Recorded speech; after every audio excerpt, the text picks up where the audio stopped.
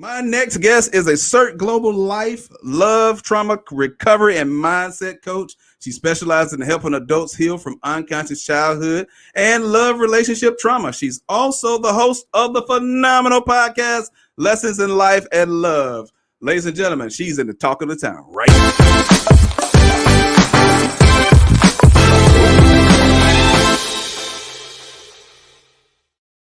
Please welcome Coach Riana. Hey, how are you? You are phenomenal. Look at you. Thank you. So, I love your show. It's amazing. It's hot. It's happening. It's fun. It's informative. Loved your guest tonight. Saying a lot of good information out there. Try to keep the trauma away. Keeping the trauma away. That's the thing, right? Now, you specialize in helping those who have experienced childhood traumas, and most of us don't understand things that we've dealt with early in our life, how they are affecting us currently in some of our relationships. This is huge. We can't get relationships off the ground. So let's talk about that for a second. Okay. Well, the studies show that 9 out of 10 people suffer in life and love due to unhealed, unconscious childhood wounds, or what we call traumas. There are actually more than 10 traumas, but I named the top 10. If you'd like, I can do them quickly, because people mostly say, I didn't have trauma. I might have had a couple bumps in the road, but not really trauma.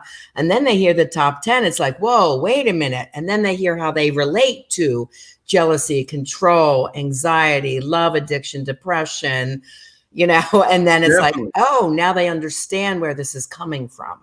All right, let's get into them. Okay. So as I share this top 10 list, I just want the listeners to know this is not about blame or shame. We're not looking to blame your parents at this stage of life. And it's certainly not about shame for you, because as a child, we're young, we're innocent, we're just a party to the environment we're growing up in, right? So we couldn't have helped these things. So try and look at it as a fact, like, did it happen or did it not happen?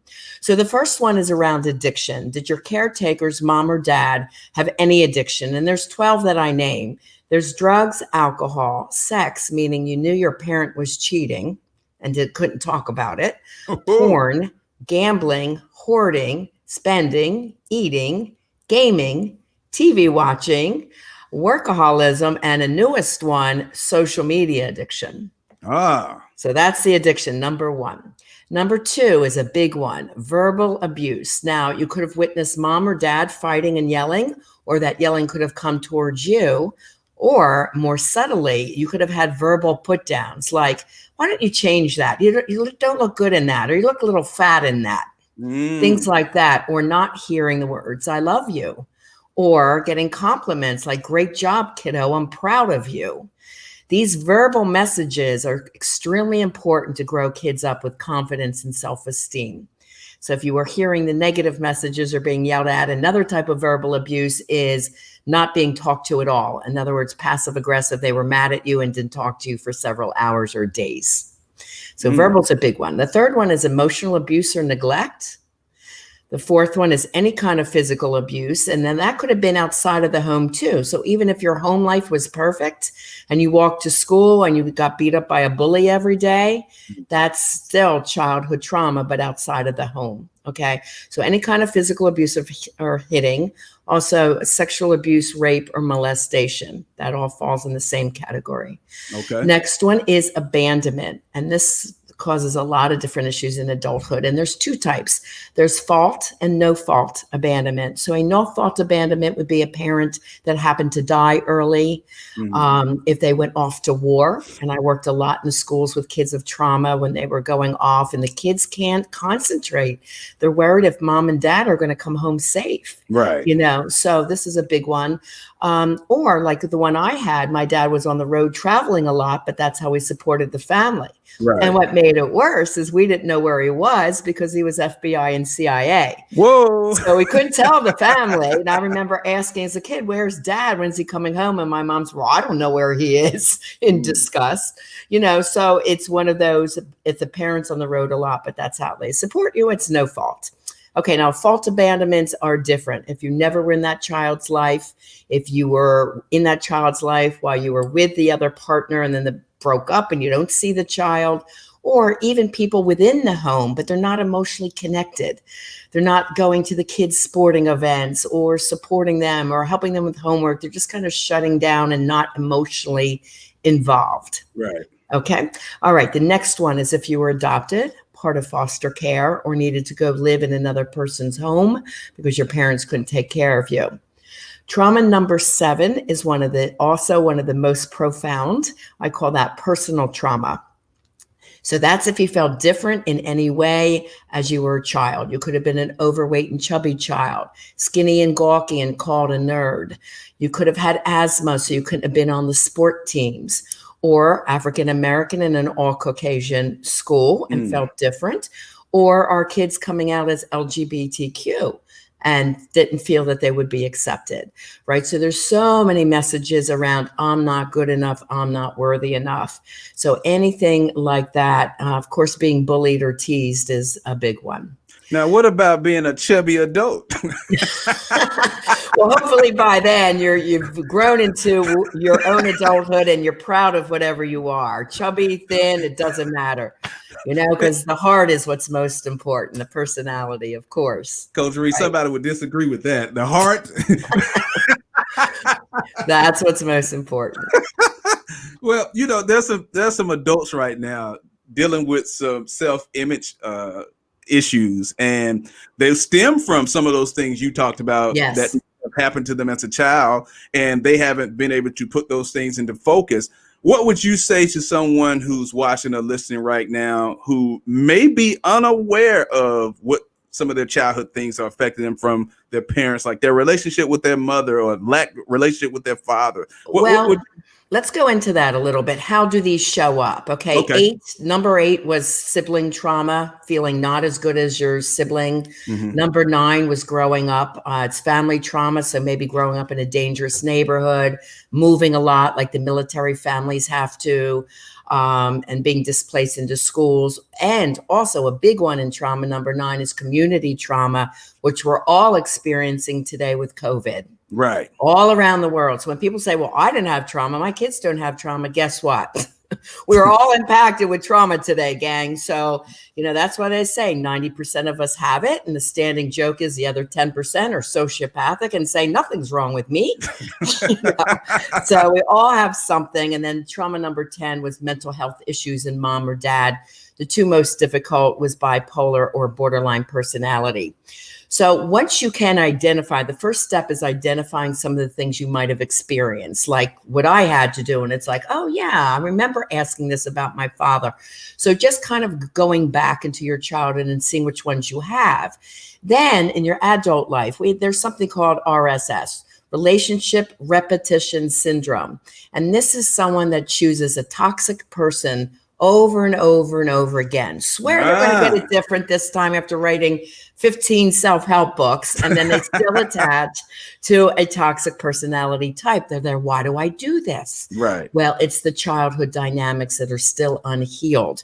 And trauma stays stored in the brain and the body cells. And there are definite procedures that I use with my coaching clients. I work with singles and couples, younger, all the way up to 73. From 16 to 73, I work with men and women, straight and LGBTQ, because childhood trauma has no prejudice. So I help everyone that's interested in healing this. So jealousy and control, for example, that comes from trauma number 7, not feeling good enough, not feeling like you're measuring up, or hearing those messages, you're no good, you'll amount to nothing. Those kind of messages stay really deep inside. Okay, so we have to retrain the brain to think differently. It's all mindset work. It's actually mind, body, spirit, vitamin therapy. People may come to me, a lot of them on psychotropics. I use vitamin therapy, meditation, all holistic mind, body, spirit for healing and growth. Abandonment issues, if you've had any of those, something like I've mentioned, that leads to codependency, love addiction. That could be if you break up with someone and consciously you say, I know they're not good for me, but then you go back. And then it happens again. And then you go back again because the soul is craving that love so much.